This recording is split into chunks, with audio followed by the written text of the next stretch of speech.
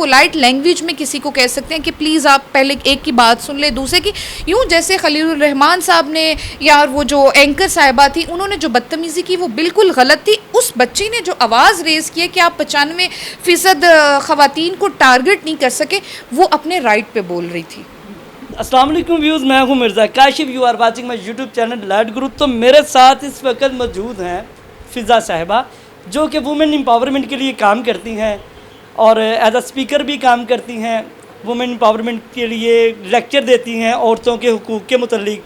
तो आइए हम इनसे बात करते हैं कि आजकल जो एक इशू क्रिएट हुआ है तग़ूत के सवाल के मुतल्लिक, तो इनसे पूछते हैं क्या इन्हें तग़ूत का मतलब पता है या ये भी साहिर दीन की 95% ख़वातीन में शामिल हैं। जी अस्सलाम वालेकुम। जी वालेकुम अस्सलाम। जी कैसी हैं आप फ़िज़ा?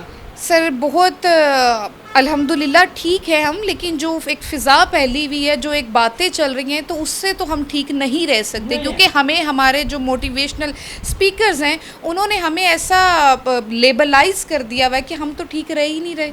अच्छा मुझे बताएं कि मुझे सबसे पहले कि ये जो तग़ूत का मतलब है ये आपको पता है? जी नहीं, मुझे भी तागूत का मतलब नहीं पता। अच्छा, तो इसका मतलब है कि फिर आप भी साहिल अजीम की 95% में हैं।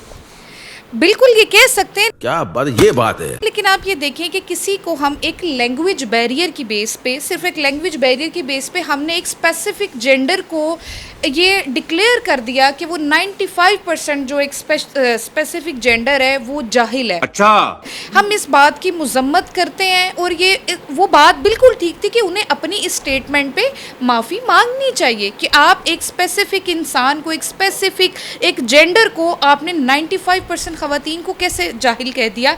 जाहिल होना और एक लैंग्वेज बैरियर होना ये दो अलग बातें थी। समझा? हाँ। नहीं, तू समझा नहीं। अच्छा, एक ऐसा है कि ला इल्मी भी एक इल्म है। जैसे कि उन्होंने उसको पूछा कि क्या तुम्हें तग़ूत का मतलब पता है, तो उसने उसमें कोई इसको ऐसा जवाब नहीं दिया कि गलत जवाब नहीं दिया। उन्होंने कहा जी मुझे नहीं पता तग़ूत का मतलब क्या है। उन्होंने कहा मैंने आपके मुंह से सुना है, 2 3 4 मरतबा सुना है, इससे ज़्यादा मरतबा सुना है, लेकिन मुझे इसका मतलब नहीं पता। तो उन्होंने कहा लो भी, फिर तुम जाहिल हो अगर तुम्हें तग़ूत का मतलब नहीं पता। तो ये एज ए मोटिवेशन स्पीकर हैं साहिल अदीम साहब, उनके साथ खलीलुर रहमान कमर साहब थे। उन्होंने उस लेडी को डांटा, तो उनके डांटने पर आप क्या कहेंगे? सर मैं इस बात को, मैं नहीं, हम जो लाइक माइंडेड लोग हैं हम सारे ये बात कर रहे हैं कि उस बच्ची ने आवाज़ रेज़ की, उस बच्ची ने बहुत अच्छा किया।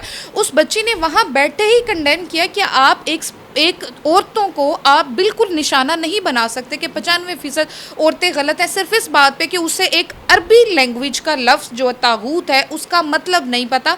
और 95% औरतें क्या, मैं कहती हूँ 100% मर्दों को भी तागूत का मतलब साहिल अदीम साहब नहीं बताया, किसी को भी नहीं पता था। ठीक है, तो मैं सबसे पहले ये कह रही हूँ कि उस बच्ची की हिम्मत को दाद देनी चाहिए। हम औरतें जब तक खामोश रहेंगी, हम ऐसे ताने, ऐसे अलकाबाद से पुकारी जाएंगी। अब हमें आवाज़ बुलंद नहीं करनी, बाकायदा शोर करना है ताकि हमारे राइट्स प्रोटेक्ट किए जाएं हुकूमत की तरफ से। और ऐसे लोगों के ख़िलाफ़ FIR होनी चाहिए। मैं तो ये समझती हूँ कि ये जो आके ऑन स्टेज आके लोग इतने बड़े बड़े कमेंट दे देते हैं, उनको रोकने वाला कोई क्यों नहीं? मीडिया पे हमें तो मसला उससे भी होगा कि जो एक उधर खातून बैठी थी उन्होंने आवाज़ क्यों नहीं उठाई, या उन्होंने ऐसे मिसोजनिस्ट बिहेवियर लोगों को जो ऐसे बिहेवियर रखते हैं या मिसोजनिस्ट मैसेजेस प्रमोट करते हैं उन्हें इनवाइट क्यों किया। और इनवाइट भी किया विमेंस राइट्स पे बोलने के लिए। विमेंस राइट्स पे बोलने के लिए आपको औरतों को ही बुलाना चाहिए था। जैसे हम एक अच्छा हमारा एक फेमिनिस्ट प्रिंसिपल है जिसमें हम कहते हैं कि nothing about me without me. देखिए, हम मेरे मुतल्लिक बात कर रहे हैं तो कम से कम मेरी शमूलियत तो उसमें इख्तियार करें ना। ठीक है, मेरे लिए बात हो रही है ना, तो मेरा तो मौक़िफ़ ले लेना चाहिए। तो अब मेरा अपनी बहनों को, अब उन 95% औरतों को मेरा ये मैसेज है कि बोल के लब आज़ाद है तेरे। ठीक है, आप बोलें, मुंह खोलें, आवाज़ बुलंद करें ताकि ये जो जितने भी हमारे सो कॉल्ड प्रोफेशनल्स और मोटिवेशनल स्पीकर्स बैठे हैं उन्हें शटअप कॉल जाए। अच्छा, मुझे एक और आपने बात बतानी कि कुछ लोग सोशल मीडिया पे कह रहे हैं कि जी ये जो खातून है ये समा टीवी की असिस्टेंट प्रोड्यूसर हैं या एसोसिएट प्रोड्यूसर हैं या वहाँ पे जॉब करती कोई भी हैं, तो क्या किसी को हक पहुँचता है कि वो एज अ वर्कर किसी खातून को ऐसे डांटें और कहें इसको बाहर निकालो यार यहाँ से?